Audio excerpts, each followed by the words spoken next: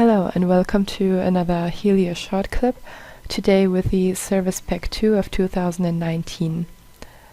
Let us have a look at the integration of HELiOS in AutoCAD.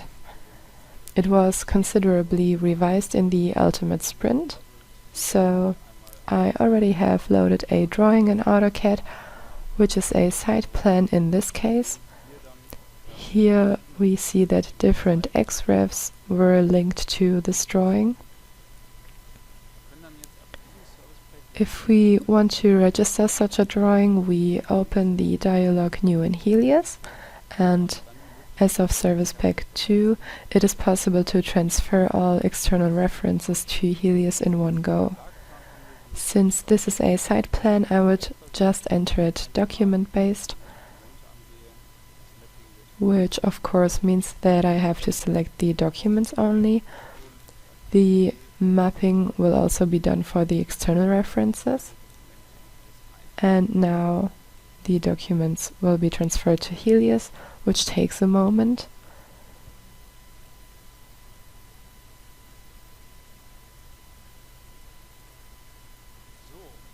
Okay, now I can see that my documents were transferred to HELiOS. Similarly to what you might already know from the Inventor interface, we have enhanced the options for updating such XRefs.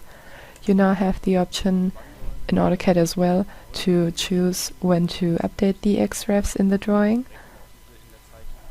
after their index has been updated. You can choose between the options Never, Always, and Not in Released Context. In addition, you can choose which behavior of updating references to indices should be used, either the update to the newest index or the newest released index. What's more is that by entering those XRefs, we enabled the creation of a document structure, which in turn means that the documents were used list, not only the articles were used list, can be looked at to retrace the use of XRefs in superordinate drawings.